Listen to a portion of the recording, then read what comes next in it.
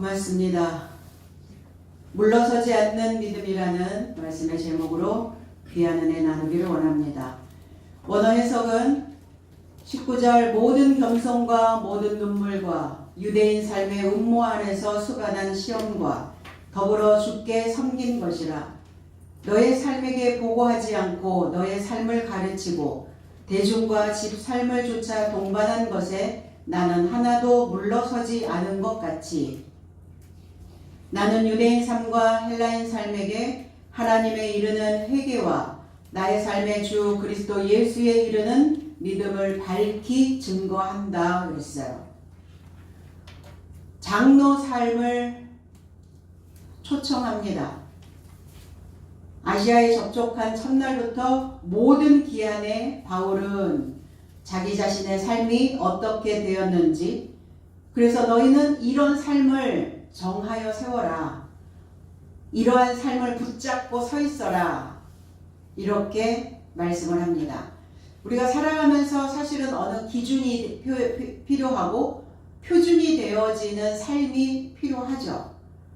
내가 어떻게 해야 될지 갈 바를 알지 못할 때 우리에게 보여지는 어떠한 삶이 모델이 되어져 있다면 우리는 그 삶을 표본 삼아 가게 될 겁니다. 오늘 사도 바울은 자기 자신의 삶을 그렇게 표현해내고 있는 겁니다. 나 자신을 붙잡고 서 있어라, 정립해라. 그리고 모든 겸손과 그랬어요. 마음의 겸량을 이야기하고 있습니다. 이 겸손이라고 하는 의미는 고삐를 매다 이런 의미를 가지고 있어요. 봉쇄하다, 아래로 이끌다. 겸손인데 왜 무슨 고삐를 매며 어떤 것을 우리가 봉쇄해야 겸손이라는 삶이 저와 여러분들의 삶에 달라붙어 있을 수 있을까? 베드로전서 5장 5절로 6절에는 이와 같이 더 젊은 삶이요 장로 삶으로 결실 맺어야 된다. 또 모든 삶이요 서로의 삶에 굴복되어 겸량을 안에 두르라. 하나님께서 교만한 삶에겐 대항하시나 낮추는 삶에겐 은혜를 주시기 때문이다. 그런즉 하나님의 강하신 손 아래서 낮아져라. 그가 때 안에서 너의 삶을 높이려 함이다 그랬어요. 더 젊은 삶에게 얘기합니다. 재생되어지고 새로워지고 신선한 삶. 그래서 마음은 청춘 이렇게 표현하죠. 마음이 청춘이 아니라 생각이 청춘이어야 됩니다. 우리의 머리가 늘 새로운 것으로 재생될 수 있어야 됩니다. 이 새로운 것을 재생된 삶을 살고자 하는 자는 반드시 장로의 삶으로 결실해라. 장로는 어떤 자냐? 더 늙은 이라는 뜻이에요. 우리는 어른인데 윗어른이라는 표현을 하죠. 어른 중에 어른. 이 삶을 장로라고 얘기합니다. 장로는 어떤 자냐? 희어진 곡식입니다. 그래서 많은 삶으로 자기의 경험되어진 것으로 자기가 체험하였던 그 믿음 안에서 늘 많은 사람들에게 빛을 반사시키고 있는 자를 우리는 장로 삶이라고 얘기합니다. 이 장로 삶으로 마음의 결실을 맺어라 했어요. 그래서 우리는 겸량이라는 단어를 쓰죠. 겸손할 겸에 사양할 약자입니다. 감정을 누르는 굴복이라는 뜻이에요. 이 겸량이라는 게 나의 감정이 올라오지 않도록 내 감정을 누르는, 내 감정을 굴복시킬 수 있는 이 자가 바로 겸량하고 있는 겸손한 자라고 얘기합니다. 그래서 우리의 감정대로 처리하면 굴복되지가 않죠. 그래서 겸손하고 사양하는 마음, 이 감정을 굴복시키는 마음을 속옷으로 입어라. 그 안에 둘러라 이렇게 표현합니다. 속옷으로 입어라. 그 속옷을 겸량으로 옷을 입은 자는 늘 그렇게 표현하죠. 지금까지 지내온 모든 삶의 여정이 나로 인함이 아니라 덕분입니다. 여러분 덕분입니다. 하나님 덕분입니다. 저의 능력이, 저의 힘이 아니었습니다. 이렇게 사양하라는 거예요. 내가 잘나고 내가 뭔가를 가지고 있어서가 아니었습니다.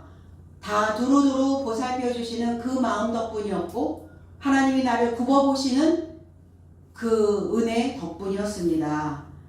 그래서 낮추는 삶, 겸손한 삶은 어떤 자냐? 멍에를 매는 자입니다.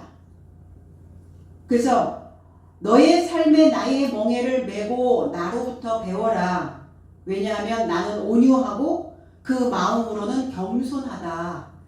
그리하면 너의 삶의 목숨이 쉼을 얻으리라. 왜 겸손해야 되는가? 목숨에 쉼을 얻어야 하기 때문에 겸손해야 된다는 겁니다.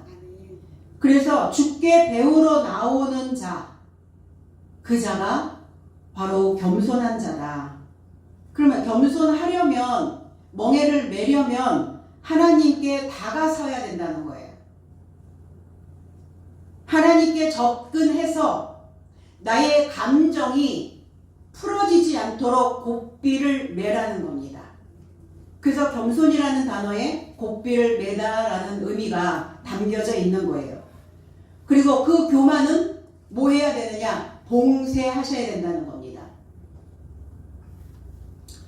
그래서 머리에 겸양을 불러들여야 우리의 겸손에 속옷을 입고 그 겸손함이 우리의 바깥에 우리의 삶의 채취로 남겨질 수 있다는 거예요. 들녘이 노릇노릇 황금 물결이 되어질 무렵이 되면 허수아비를 세워놓죠. 근데 참새가 허수아비를 보자마자 화들짝 놀라서 도망가는 게 아니랍니다. 허수아비에게 입혀놓았던 옷에서 나오는 채취 때문에 도망간다는 거예요. 그러니까 우리도 인간은 누구나 다 각자가 가지고 있는 고유의 채취가 있습니다. 어떤 냄새가 나는데 어떤 채취가 딱 코를 스치면 어떤 사람이 생각이 나는 그런 것들이 있다는 겁니다. 과연 우리는 겸손의 채취로 내 삶이 더해져 가고 있는가? 나는 나의 삶에서 어떤 채취가, 어떤 냄새가 나오고 있는가? 이렇게 얘기하죠. 저 사람 고약해 이러잖아요.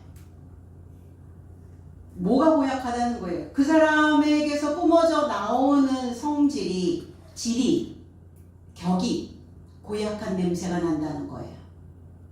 성질이 나빠, 성질이 더러워 이러면 되는데 고약하다 이를 표현을 합니다.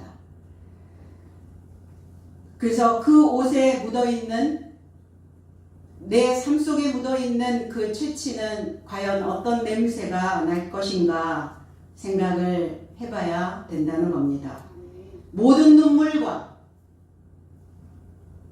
계시록 21장 4절에는 그리고 하나님께서 모든 눈물을 저 삶의 눈으로부터 닦을 것이며 더 이상 사망이 없을 것이요 더 이상의 통도 울부짖음도 고통도 없을 것인데 이는 첫째 삶이 떠나갔기 때문이다 그랬어요. 첫째 장막, 첫 아담, 이것은 다 사망이요 눈물이요 고통이라는 겁니다. 첫 장막이 뭘까? 초등학문에 머물러 있는 자들입니다. 그러면 그 초등학문에 있는 그 첫 장막은 불살라져야 돼요.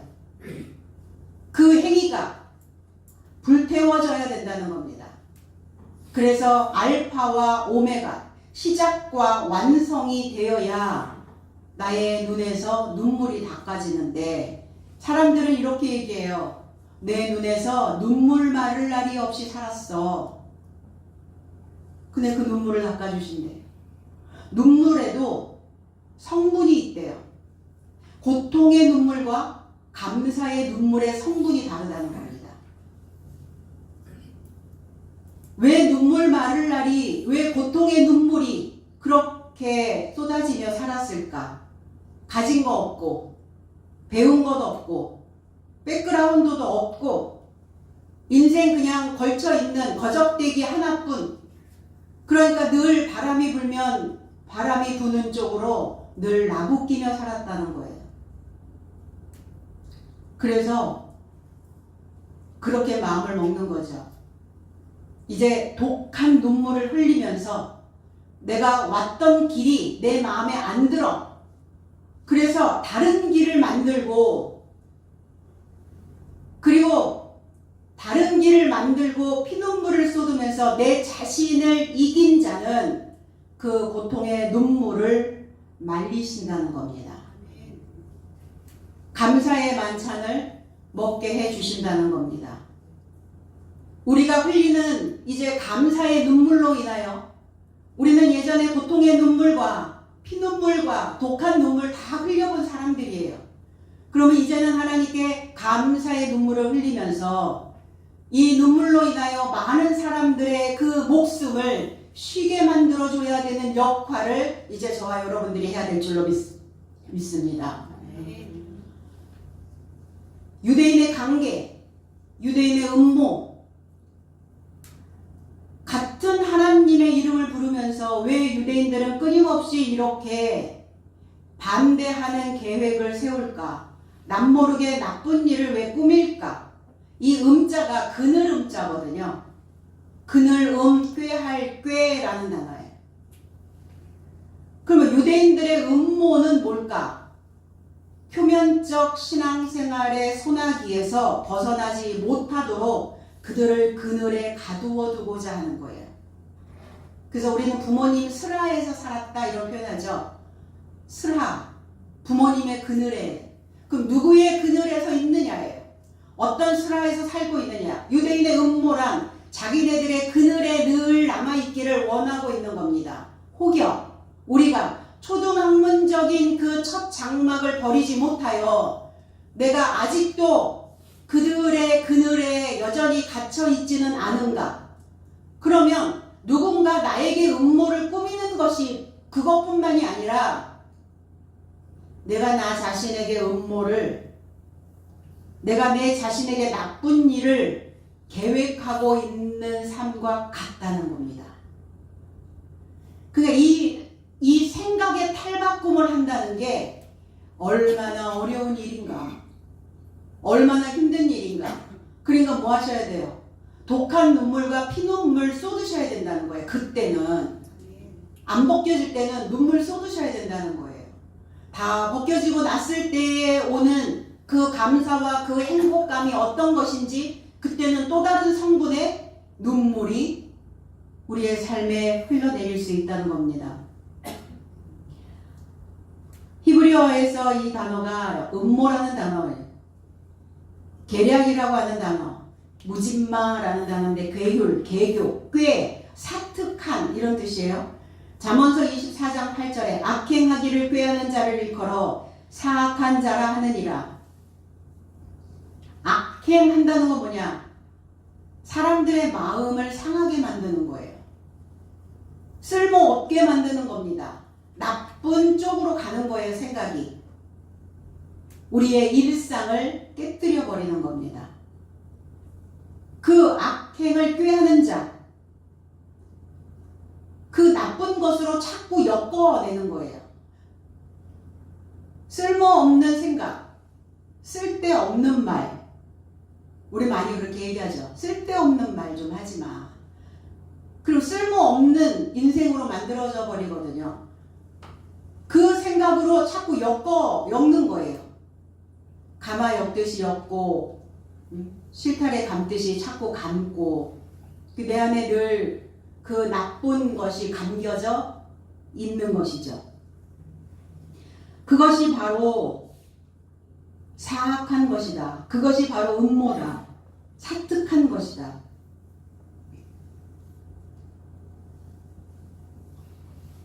그러니까 누가 나에게 해를 주면 다시는 상관을 안 하거나 그 인생을 안 만나거나 피해가면 되는데 내가 나한테 평생을 그렇게 음모하는 사람들이 있단 말이에요. 그렇게 나쁜 것으로 사악한 생각으로 쓸데없는 생각으로 내 자신의 생각들을 하나님께 가고자 하는 그 생각을, 그 믿음을 자꾸 이렇게 깨뜨려버리고 산산조각 내는 사람들이 있어요. 그러니까 이렇게 다 조각났으니까 어떻게 하셔야 돼요? 붙여야죠. 권사님이 이번에 뼈가 조각이 났는데 저희 시어머님도 골 시멘트, 그러니까 붙이는 거예요. 그 조각난 뼈를 시멘트를 넣어서 붙이는 겁니다. 우리의 생각들이, 우리의 믿음이 하나님을 향하여 있는 그 소망하는 마음들이 자꾸 이렇게 조각이 나거든 골 시멘트를 넣으시기 바랍니다. 말씀이에요. 말씀이 들어가서 말씀을 내가 먹고 말씀을 내가 붙잡고 지탱하고 있어야, 그래야 그 말씀이 나에게 지지대가 되어줄 수 있거든요. 얼마나 수없이 많이 우리의 마음이 주저앉는 줄 아시죠? 마음에 골절이 온단 말이에요. 마음에 골절이. 그리고 당한 시험을 유대인의 음모로 인하여 그 시험이 옵니다. 유혹이에요. 페이라스모스라는 단어입니다.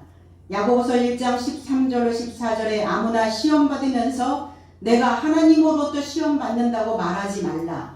왜냐하면 하나님은 악한 삶으로부터 시험에 들지 않는 분이시며 친히 아무도 시험하시지도 않으신다. 그러나 각자가 자신의 욕심에 의해 꾀임을 받고 유혹받아서 시험받느니라 그랬어요. 이 페이라스모스라고 하는 시험은 유혹입니다.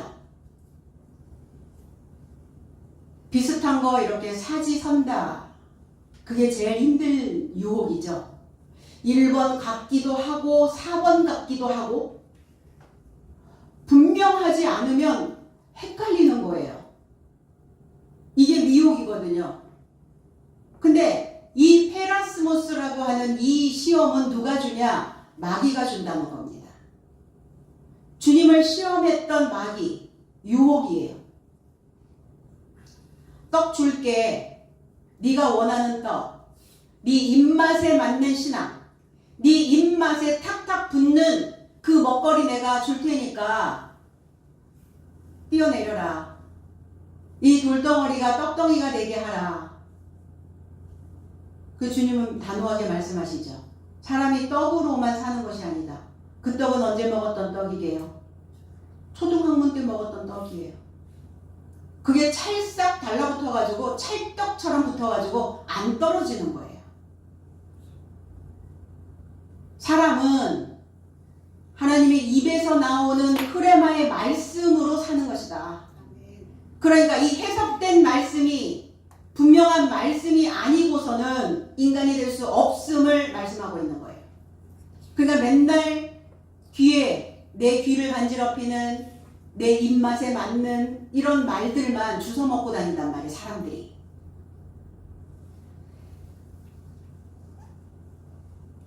그러니까 늘 유혹에 시달리죠. 하나님이 우리를 시험하시지 않는다. 하나님 우리에게 유혹을 던져주시지 않습니다. 도키마조라고 하는 분별할 수 있는 시험을 주십니다. 그건 달라요. 성향이 달라요. 성질이 다릅니다. 그래서 이 시험이 오면 뭘 해야 되느냐면 나를 입증하는 거예요. 과연 내가 믿음으로 얼만큼 견고히 붙잡고 서 있었는지, 이런 사단이 우리에게 던져주는 유혹이 온다 할지라도 내 안에 그리스도 예수가 말씀이 있다면 우리는 그 말씀을 붙잡고 내가 다시 한번 믿음 안에 서 있다라는 확증을 받아내야 되는 겁니다. 그래서 주님도 사단에게 허락하신 거예요. 욥을 시험하려고 하였던 그 사단을 허락하시잖아요. 시험해라. 목숨 건드리지 말고. 그의 상태가 어떤지, 그가 과연 믿음의 확증을 받을 수 있는 시간인지. 근데 받아내잖아요. 믿음의 확증을 받아냅니다. 중간에 어쨌든 자기의 고집과 아집이 있었다 할지라도 자기가 그동안 먹었던 그 떡으로 인하여, 붙어있는 떡으로 인하여 그 공고함이 왔다 할지라도 결국은 그는 완성을 향해 갑니다. 이 시험을 초월할 수 있도록 주님은 내 안에서 함께 하신다고 말씀하셨어요. 그러니까 그 시험이 왔을 때 내려갈 수 있도록, 낮아질 수 있도록, 겸손해질 수 있도록 출구를 만드셔야 됩니다. 우리의 생각이 왜 저래? 왜 저렇게 하시지? 왜 뭐야 저게? 이러면서 뭐가 이렇게 내 안에서 저항이나 대거리가 올라오면 생각은 치솟잖아요. 높아지는 거예요, 그게. 그러니까 그 교만함이 나에게 던져졌다는 것은 유혹이 온 겁니다. 그럴 때 내려놓고 내려가야 유혹에서 이길 수 있습니다. 자신의 욕심에 의해서 유혹을 받는다, 이렇게 성경은 말합니다. 오늘 바울 사도는 이 당한 시험을 참고 그랬어요. 참았다는 것은 이 쉰 바이노예요. 쉰, 함께 걷다, 이런 뜻이에요. 이런 어떤 극한 상황, 이런 어려움, 유대인들의 어떤 계략, 유대인들의 어떤 음모, 이런 것들이 왔을 때 나는 함께 걷는 자가 있었다, 이 표현이에요. 나 혼자 걸어간 길이 아니었다. 누군가에게 발산할 수 있는 대상이 있었다. 이런 표현을 하고 있는 겁니다. 혼자였다면, 혼자 이 길을 가려고 했다면 견디지 못했을 것이다. 함께 걸으며 그리고 발산할 수 있었기 때문에 믿음의 표본이 되어진 것이다. 그러니까 우리는 살아가면서 마음을 나눌 자가 필요하다라고 얘기하는데 입을 나눌 자가 필요합니다. 입과 입이 나누어져야 돼요. 우리가 막막했을 때 입과 입을 나눈 사람이 있을 거 아니에요, 살면서. 내가 얘기하면 상대는 그 말에 반응해주고, 그리고 그 메시지에 무엇인가 공감을 해주고, 이게 입과 입을 나누는 자의 삶이거든요. 그러니까 친화력이 있어야 되겠죠. 말하기 싫어서 입 꾹 다물고 사는 사람들은 이게 입의 친화력이 없어지는 거예요. 그럼 말하기 점점 싫어지죠. 말하기 점점 싫어지면 어때요? 입을 나눌 자가 없기 때문에 사방이 막혀서 막막해진단 말이에요, 삶이. 그러니까 사도 바울처럼 내 삶이 막막해질 수 있었다. 답답한 그 상황들이 계속 넘어왔다. 그런데 그럴 때 내 입을 털어낼 수 있는, 함께 갈 수 있는, 함께 발산할 수 있는 자가 있었기 때문에 나의 사고의 신진대사가 원활하게 이루어질 수 있다라고 말씀하고 있는 겁니다.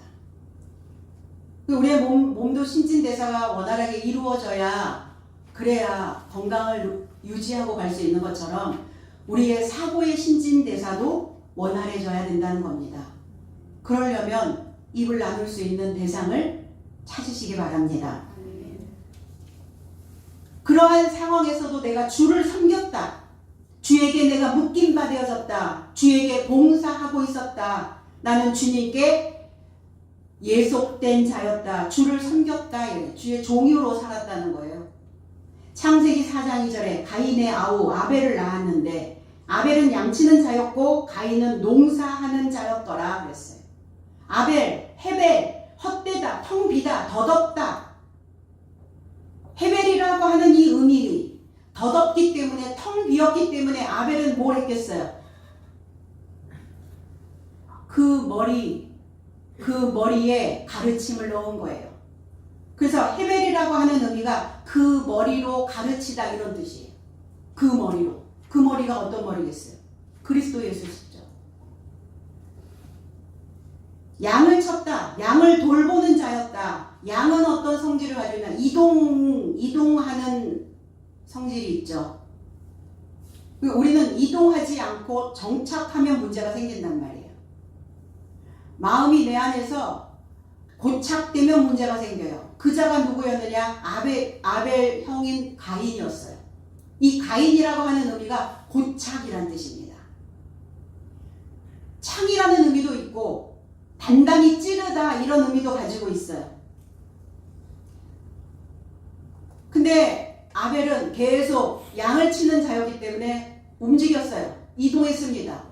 벗어났어요. 그 어떤 상황에서 덧없는 인생, 덧없는 삶, 텅 비어있고 헛되어질 수밖에 없는 인간의 사고, 그 삶에서 계속 이동한 거예요. 그리고 뭘 했습니까? 양을 쳤다는 거예요. 풀을 뜯어 먹혔어요. 돌봤다는 겁니다. 이 돌보다라고 하는 이 라아라는 단어는 머리에 샘을 소망하게 하다 이런 뜻이에요. 이 머리가 샘을 소망하게 하다. 살아있는 샘을, 생명샘을 소망하게 하다. 이게 돌보는 거예요. 우리는 돌본다 이런 몸만 돌보는 게 아니라 그 머리가 샘을 소망할 수 있도록 그 돌봄을 했단 말이에요. 풀을 뜯어 먹히면서. 그러니까 머리에 샘을 소망하게 만드는 그 양치는 자가 되어졌으니까 머리에 늘 하나님을 소망할 수 있도록, 하나님의 생명의 물을 소망할 수 있도록 풀을 뜯어 먹혔다는 거예요. 근데 쓸데없는, 보잘것없는 그러한 머리를 만들었다면 아벨이, 양들이 그러지 않았겠어요? 개 풀 뜯어먹는 소리만 한다고. 그 개 풀 뜯어먹는 소리가 뭡니까? 쓸잘데기가 하나도 없다는 게 개 풀 뜯어먹는 소리라는 거는. 그냥 양 풀 뜯어먹이는 소리는 머리에 샘을 소망할 수 있도록 만들어주는 거라니까요.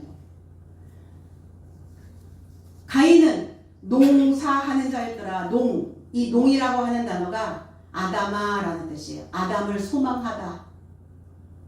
이 아다마라는 붉은, 얼굴을 붉히다, 붉게 물들이다 이런 뜻이에요. 이게 피라고 하는 담이라는 단어에서 왔거든요. 그러면 누구의 피로 붉게 물들었느냐예요. 가인의 피냐 아니면 예수 그리스도의 피로 붉게 물들었느냐. 그런데 가인은 자기의 피로 붉게 물들은 자죠. 이 농사하는 자, 사라는 단어가 일하다, 섬기다, 봉사하다, 이게 하나님의 종으로 사는 거예요. 그럼 저와 여러분들이 하나님을 섬긴다는 것, 예수 그리스도를 섬긴다는 것은 뭐냐? 나 자신을 경작하는 자입니다. 나 자신의 삶을 하나님이 그 아담을 소망할 수 있는 봉사자로 나의 밭을 가는 겁니다. 이게 주를 섬기는 것과 같다는 거예요. 성경은. 우리가 주를 어떻게 섬깁니까? 내 눈에 보이지도 않는데, 잡히지도 않는데 그냥 막연하게 내가 주를 섬기고 있는 것 같습니까? 그게 아니라 너의 마음 밭을 경작하고 있다면 그것이 바로 곧 주께 봉사하는 자요, 주께 경작을 하는 자와 같다. 그래서 자신을 예수 그리스도의 피로 물들인 자가 되어질 수 있다는 겁니다. 그러니까 우리가 이 생각들을 경작하면서 얼마나 이 팽팽한 경작의 긴장 속에서 뿌리를 내려야 하겠는가. 우리가 신앙생활 그냥 주일날 하루 왔다 가는 그러한 시간이 아니라 내가 정말 진정으로 이 시간에 하나님의 그 말씀으로 내 마음을 물들이고 붉게 물들이고, 그리고 하나님의 그 말씀으로 내 안에 깊이 뿌리를 내릴 수 있는 시간이라는 것을 기억해야 된다는 것입니다. 아멘. 그리고 유익한 것은 모든 공중 앞에서 함께 가져가다, 함께 감당하다, 함께 이동하다 이런 뜻이에요. 고린도전서 6장 12절에 모든 삶이 나에게 합당하나 오히려 모든 삶이 동반하지 않는다. 모든 삶이 나에게 합당하나 오히려 나는 누군가에 의해 조종받지 않을 것이다 그랬어요. 유대인, 헬라인, 장로된 삶, 바리새인 서기관, 그 모든 사람들이 가지고 있는 그 신앙이, 모든 것들이 다 사실은 합당하다. 그들의 수준에서, 그들의 레벨에서 보면 인정해. 그들의 신앙관을 내가 합당하게 여기나 모든 자가 이 해석된 말씀과 동반하지는 않는다. 같이 동반하지 않는다는 거예요. 이해는 하는데, 이해는 하나, 그러나 나는 결코 그 유대인의 종교 지도자들의 표면적으로 믿고 있는 그 삶에게 조종당하지는 않는다. 굴욕을 피해서 있기보다는 굴욕을 고쳐서 대처하는 태도가 새로운 역사를 만드는 한 인간의 양식이라고 할 수 있다. 그래서 역사는 폐쇄에서 개방으로, 소수자의 부당한 압제에서 공평한 민중의 시대로 옮겨가는 것이다. 오늘 바울 사도는 어느 소수자의 그 지도자의 종교 지도자에 의해서 그 민중들이 다 폐쇄된 상태에서 그들만 가지고 있는 글을 읽을 수 있는 제사장들의 어떤 특권의 시대가 아니라 이제 다 개방된 상황으로 그것이 다 백성들 앞에까지 옮겨져 가야 된다. 그래서 공중 앞에서 그랬어요. 민중 앞에서, 대중들 앞에서 각 집을 쫓아 거리낌이 없이 이렇게 표현해요. 휘포스텔로예요. 물러남이 없이, 움츠림이 없이 내가 그 말씀을 밑에 깔지 않고 위에다가 올려놓는다는 거예요. 히브리서 10장 38절로 39절에 그러나 의인은 믿음에서 나서 살 것이나 만약 그가 물러선다면 그가 저 안에서 내 목숨이 좋게 생각하지 않는다. 그래서 내 삶은 멸망에 이르고자 물러남이 없으며 오로지 목숨의 보존에 이르고자 믿음만 있다 그랬어요. 물러선다면 목숨의 보존만 하고 있는 자다. 그러니까 밭을 가려고 쟁기를 잡은 자는 뒤로 물러서면 안 된다. 농사, 경작하는 종이거든요. 경작을 하는 봉사자거든요. 경작을 하는 섬기는 자거든요. 그럼 마음의 밭을, 내 생각을, 내 머리의 생각들을 갈아엎을 때 우리는 움츠려 들어서는 안 된다. 누구의 눈치도 볼 필요도 없다. 우리가 지금 듣고 있고 먹고 있고 말씀을 읽고 있는 이 말씀을 당당하게 위에다가 꺼내 놓아야 된다. 물러서면 안 되는 거죠. 그게 삶에서 살아가는 형태가 우리의 신앙의 형태에 반영이 될 때가 있어요. 그럼 일상생활에서 늘 물러터진 사람들은 신앙생활도 물러터지게 해요. 물러버렸으니까 어때요? 못 먹는단 말이에요. 그냥 딱 서 있어야 되는데, 견고하게 딱 서 있어야 되는데, 쟁기를 잡은 자는 뒤를 돌아보면, 뒤로 물러서면 안 된다는 거예요.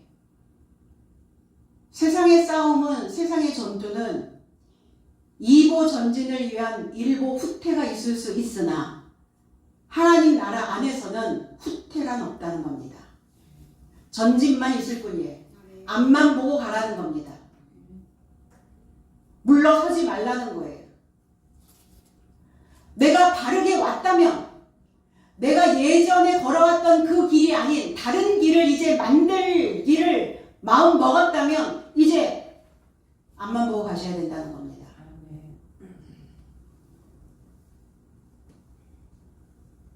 그래서 그 말씀에 물러섬이 없이, 물러섬이 없는 그 자를 의인이라고 표현한 거예요. 의인은 믿음에서 물러섬이 없다. 밑에 두지 않고 위로 끄집어내서 다 폭로한다는 거예요.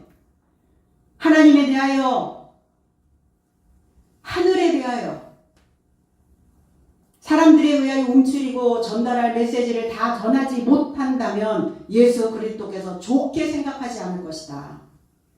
그럼 믿음이 뭘까? 믿음이 뭐냐? 실체를 소망하여 사실적인 것들을 보는 것이다. 이게 믿음 있는 자의 모습이다. 사실, 실제로 발생했던 일이나 현재 있는 일. 그래서 우리는 일상의 열매를 내놓는 거예요. 일상생활에서의 열매.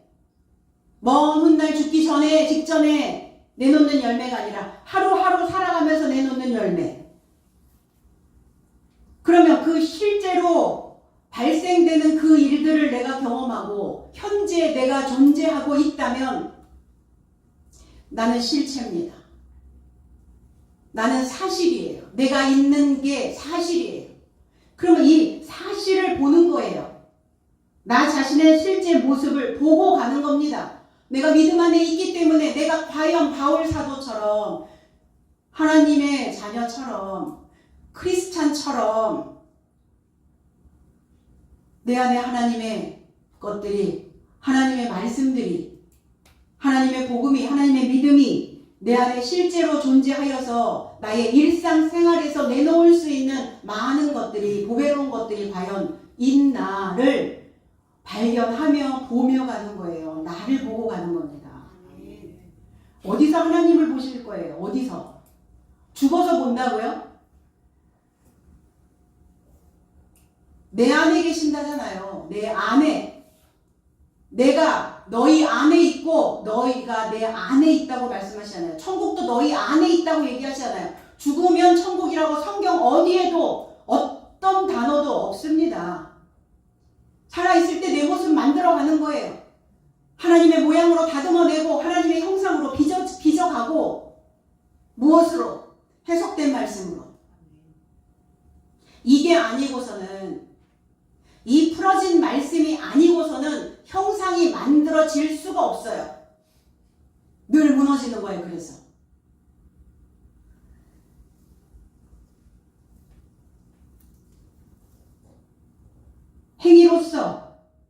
행위로서의 삶 속에 내가 발을 담고 내 실체를 알기 위해서 우리는 얼만큼 하나님께 몸부림치며 기도했는가. 그 모습을 공중 앞에서 움츠림 없이 물러남 없이 전한다 그랬어요. 대대적으로 광고한다. 근데 전하는데 유대인들에게 내가 이렇쿵 저렇쿵 내 설교가 이렇다 저렇다 그거를 일일이 보고하지는 않았다. 내가 유대인의 법에 어긋나도록 혹시 설교를 하고 있지 않은지 그들에게 보고하고 메시지를 증거하지 않았다. 전했는데. 그러니까 뭐 부목사님들은 항상 담임 목사님에게 보고하고 설교 내용 조사받고 그리고 전한다면서요? 그렇게 하지 않았다 이렇게 말씀하는 거예요. 바울 사도는. 늦게 합류한 자잖아요. 바울 사도는. 그러니까 눈에 가시가 항상 있었어요. 그 유대인들이 유대교회에 있었을 때 바리새인으로 있었을 때 그 형제들이 항상 눈에 가시였거든요. 그 안질로부터 그 눈에 가시를 빼달라고 했을 때 그 은혜가 너한테 족하다.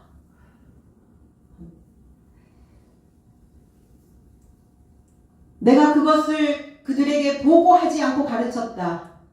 폭넓게 적용할 수 있도록 가르쳤다. 종교라고 하는 틀뿐만이 아니라 너희들의 삶 전체에 이 신앙이, 이 믿음이 영향을 줄 수 있도록 그렇게 가르쳤다. 잠언서 24장 3절로 6절에 집은 지혜로 말미암아 건축되고 명철로 말미암아 견고하게 되며 또 방들은 지식으로 말미암아 각종 귀하고 아름다운 보배로 채우게 되느니라. 지혜 있는 자는 강하고 지식 있는 자는 힘을 더하나니 너는 전략으로 싸우라. 승리는 지략이 많음에 있느니라. 성경 전체는 지식을 얘기합니다. 성경은 진짜 지식인 진리를 이야기하고 있는 겁니다. 그러니까 진리는 지식이 되어져야 돼요. 진리는 지식이 되어져서 논리적으로, 이성적으로 명백하게, 확실하게 다 그것을 말할 수 있어야 된다는 거예요. 진리를. 그러면 지식이 아니면 그걸 설명할 길이 없잖아요. 설명할 길이. 그러니까 그 집은 머리에 하나님의 법으로 표시된 자가 여호와의 집입니다. 하나님의 법으로, 하나님의 지식으로, 하나님의 지혜로, 하나님의 말씀을 알고 확인하고 깨달음을 가지고 있는 자가 집이에요. 그 자를 집이라고 얘기하는 거예요. 그 집에 계신다는 거예요. 손으로 지은 집에 계시지 않으시고 그 집으로 지혜로 지은, 그 지식으로 지은, 설명할 수 있는 지식으로 지은 그 집에 계신다는 거예요. 그 집은 어디에? 머리에. 머리에 집 졌다 그러죠? 새 집 짓지 마시고 하나님 집 지으시기 바랍니다.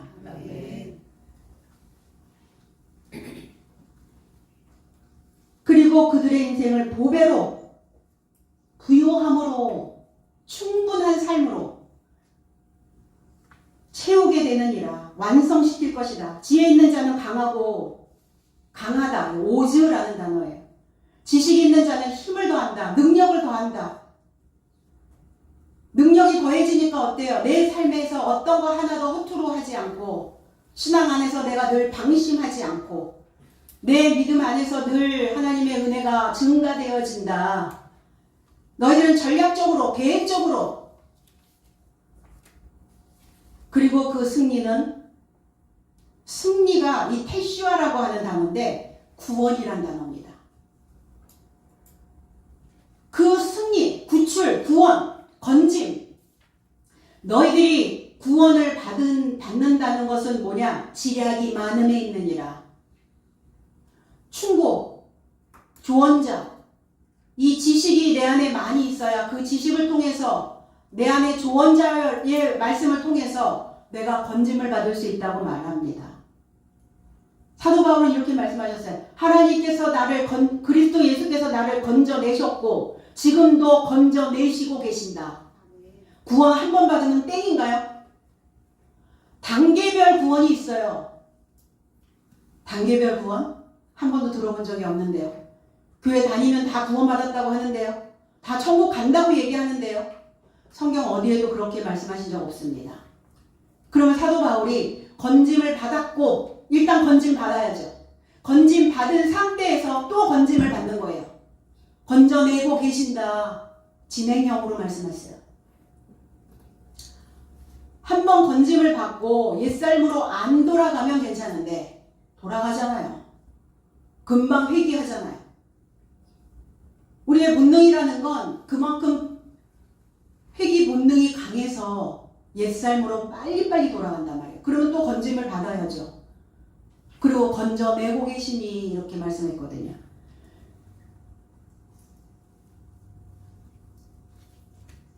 그래서 헬라인과 유대인들에게 하나님에 대한 회개와 그랬어요. 가르치는 게 뭐냐? 회개 가르치는 거예요. 회개하라. 천국이 가까이 왔다. 헬라인과 유대인들에게 하나님께 대한 도달하게 만드는 하나님화 되어질 수 있도록 하나님화 되어지려면 그 방법은 회개밖에 없다. 그럼 회개가 뭐냐? 메타노이아. 메타라고 하는 단어는 연합이라고 하는 단어의 의미가 결합이라고 하는 그 뜻도 있지만 이 메타라는 단어가 결합이라는 연합이라는 단어가 나오면 어떤 장소적인 의미로도 쓰인다는 거예요. 한복판에 이런 뜻도 있거든요. 그럼 우리가 저 사람과 연합하려면 어떻게 하셔야 돼요? 움직여야 되잖아요. 내가 이동되어져야 되잖아요. 내가 가야 되잖아요.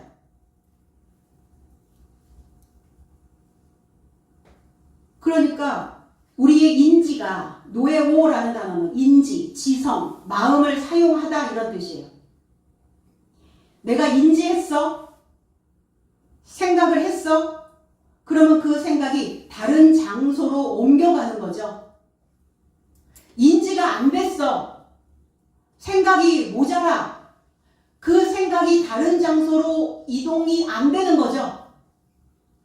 그러니까 항상 그 패턴으로 살고 항상 그 모습으로 있고 그건 인지가 안 되어 있는 자의 모습이란 말이에요. 이게 메타라는 단어예요. 그럼 옮겨야 돼요. 다른 장소로 옮겨가는 것을 메타라고 하는 연합이라는 단어를, 결합이라는 단어를 씁니다. 그러니까 우리 이 어떤 그 물질의 기본 구성 단위인 원자, 그 근원이 되는 이 원자가 바뀌는 거예요. 이 뿌리 자체가 바뀌는 겁니다. 쓴뿌리 어떻게 빼냅니까? 쓴뿌리. 이 원자예요, 원자. 근원이 되어 있는, 뿌리가 되어져 있는 이 생각을 옮겨 놓으셔야 된다고, 옮겨가야 된다고. 그게 메타라는 단어예요. 분자, 물질의 화학적인 성질을 가진 최소의 단위, 어떤 특성을 가진 개체의 인간. 그러니까 원자, 뿌리가 바뀌고, 뿌리가 옮겨가고, 그리고 분자, 어떤 특성, 이런 것들이 완전히 달라지는 거예요. 이걸 회개라고 말합니다. 회개가 쉽나요, 그럼? 매주 회개한다고. 한 주간 잘못됐던 거 막 얘기하고 다 회개하고.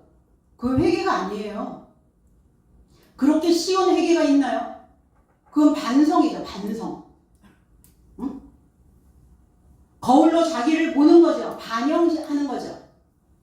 근데 우리는 교회에서 지금 다 반성만 배웠지 회개를 배운 적이 없어요. 깨달아. 이 인지가 완전히 바뀌는 거예요. 그러면 회개가 이루어지면 다시 옛 모습으로는 안 가겠죠. 그러니까 회개하라 그러신 거예요. 베드로후서 3장 9절에 연결된 소식의 주님은 어떤 삶이 더딤을 지도하는 것 같이 더딘 것이 아니라 오히려 너의 삶에 이루고자 오래 참으사 어떤 삶을 파멸하기를 목적하지 않고 오히려 모든 삶을 회개에 이루고자 자리 잡기를 목적하신다. 이 한 가지는 잊지 말라 그랬어요. 조롱당하는 자들이 있다 할지라도, 소요하는 자들이 있다 할지라도 이해하여 우리의 생각이 깨닫고 완전히 변화되어서 옮겨져 자리를 잡아야, 그래야 우리의 인생도 자리가 잡힙니다. 깨달아 완전히 이동해서 구원이라고 하는, 그가 깨달아서 완전히 내 삶이 이동을 해야 그때 우리에게 주어지는 것이 구원이라는 이 한 가지를 잊지 말라. 구원도 쉽지 않다. 그러니까 회개가 먼저 이루어져야 구원인 거죠. 그런 거죠. 구원 먼저 하고 회개하나요? 그런 게 어디 있어요? 먼저 내가 하나님과 연합되어지고 내 인지가 완전히 다른 장소로 완전히 이동한 후에 그 다음에 건짐을 받는 거죠. 그게 안 됐다면 아직 구원 아닙니다. 완전히 내 마음이 그렇게 이동하지 않았다면 그건 회개가 일어난 게 아니에요. 회개는 한 번도 해본 적이 없는 거예요. 신앙생활 하면서. 그러니까 이제는 회개하라. 나는 유대인들에게 그 회개를 증거한다 그랬어요. 주 예수 그리스도에 이르는 믿음을 증거한 것이라, 입증한 것이라. 이 증거했다라는 이 단어가 기아 말티로마이라는 뜻이에요. 기아라는 단어를 썼어요. 그러면 기아라고 하는 이 단어는 어떤 의미를 가지고 있느냐? 자, 수박이 있죠. 수박을 반으로 쫙 쪼개는 거예요. 그러니까 쩍 벌어지겠죠. 그러면 이 수박 색깔이 노란색이냐, 빨간색이냐, 검정씨냐, 아니면 씨가 없냐? 이게 밝히 보이는 거예요. 그래서 디아라는 단어를 쓰는 거예요. 속 시원하게 다 까발려서 완전히 다 폭로하는 거예요. 뭘? 주 예수 그리스도에 이르는 믿음을. 두루뭉술 성경 구절 하나 읽어놓고 본문 설교, 주제 설교 이거 하나 해놓고 다른 얘기 막 너스럽게 막 너저분하게 많이 해놓고 이렇게 이것이 설교다 두루뭉술 넘어가지 않고 그리스도 예수의 믿음에 이르를 수 있도록 증언한다. 내가 입증할 수 있다. 디모데후서 4장 1절로 2절에 그런즉 나는 살아있는 삶과 죽은 삶을 심판하시려는 하나님과 그리스도 예수 주 앞에서 그의 출현과 나라를 좇아서 밝히 증거하신다 하나니 너는 말씀을 전파하라. 기회가 좋든 기회가 아니든 항상 서 있으라. 모든 교훈과 오래 참음 안에서 책망하고 항상 공경하고 위로하라. 그리스도 예수의 출현, 그 나라를 쫓아서 밝히 증거한다. 이 단어에 디아 말티로마이, 밝히 주의 출현을 사랑하고 있는 살아있는 삶, 그들을 산증인이라고 얘기하는 겁니다. 그러면 산증인은 경험하고 체험하고 이해하고 깨달아서 내 속이 시원해져 있어야 증인인 거예요. 내 속이 답답해서 모르겠어. 그거 못 깨달았어. 이해할 수가 없어. 증인이 될 수 없죠. 나도 모르는데 그 사람한테 어떻게 그거를 알게끔 가르쳐 줄 수 있느냐는 거예요. 속이 시원하게 다 열어서 확실한 하나님을 증거하는 것이다. 말해 주는 것이다. 그냥 물러서지 않는 믿음으로 우리는 항상 서서 누구든지 살아있는 책으로 기록되어서 쫙 펼쳐질 수 있도록, 책이 덮여 있으면 아무 의미가 없거든요. 이렇게 쫙 펼쳐져서 속속들이 알아가는 이러한 삶이 저와 여러분들에게 충만하게 머물기를 예수 그리스도 이름 안에서 축복드립니다. 기도하겠습니다.